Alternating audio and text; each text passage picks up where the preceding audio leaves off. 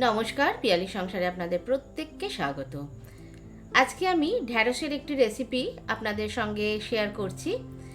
আর এই রেসিপিটা যারা ঢ্যাঁড়স কিংবা ভেন্ডি খেতে অপছন্দ করে তারাও কিন্তু চেয়ে চেয়ে খাবে, এইটুকু গ্যারান্টি আমি দিতে পারি।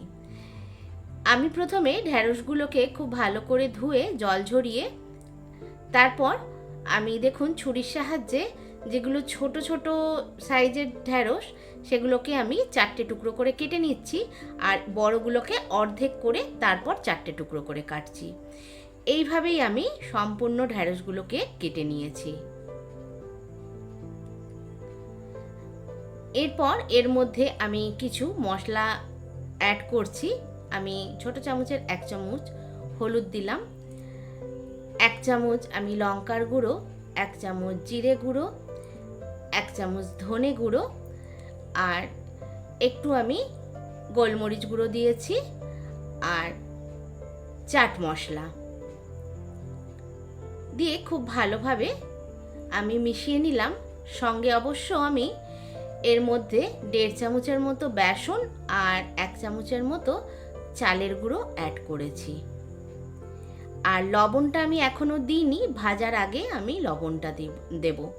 লবণটা দিলে জল ছেড়ে দেয়, এই জন্যই আমি পরে লবণটা দেব। আমি এগুলো একসঙ্গে দেখুন খুব ভালো করে মিক্স করে নিচ্ছি। এটা বেশ ক্রিস্পি হয় আর ডাল ভাতের সঙ্গে খেতে খুবই ভালো লাগে। আপনারা যারা এখনও এটা ট্রাই করেননি অবশ্যই ট্রাই করে দেখবেন। যারা পছন্দ করে না মানে ঢ্যাঁড়স কিংবা ভেন্ডি খাওয়া, তারাও কিন্তু খুব ভালোভাবে খাবে। আমি প্রায় 10-15 মিনিট পর লবণ দিয়ে আর খুব ভালো করে মিশিয়ে নিলাম। আর এদিকে আমি একটি কড়াইয়ে সর্ষের তেল দিয়ে খুব ভালো করে সর্ষের তেলটা গরম করে নিচ্ছি। আপনারা চাইলে রিফাইন তেলও ইউজ করতে পারেন। আমার ভিডিও আপনারা কে কোথা থেকে দেখছেন সেটা অবশ্যই আমাকে জানাবেন, আর আমার রান্না আপনাদের কেমন লাগছে সেটাও কিন্তু জানাতে ভুলবেন না। আর সাবস্ক্রাইব করে আমার সঙ্গে থাকবেন, আর বেল আইকনটা অবশ্যই প্রেস করে রাখবেন, তাহলে আমার যে কোনো ভিডিও নোটিফিকেশান আপনাদের কাছে সবার প্রথমে পৌঁছে যাবে। তেলটা গরম হয়ে যাওয়ার পর আমি 1 মুঠো ঢ্যাঁড়স ওর মধ্যে দিয়ে দিলাম, আর একদম হাই ফ্লেমে আমি এটা কিন্তু ভাজছি, তাহলে ক্রিস্পিটা ভালো হবে, না হলে একটু সফট হয়ে যেতে পারে।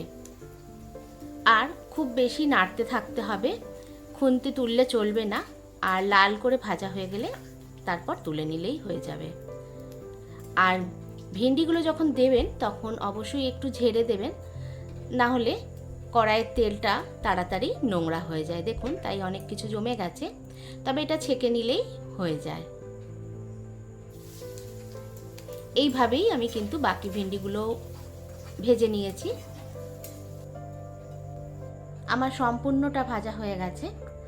এরপর আমি ওর মধ্যে একটু লেবু আর চাট মশলা দিয়ে সার্ভ করলাম। এটা শুধু খেতেও কিন্তু খুব ভালো লাগে। এই ভিডিওটা আপনাদের কেমন লাগলো অবশ্যই জানাবেন।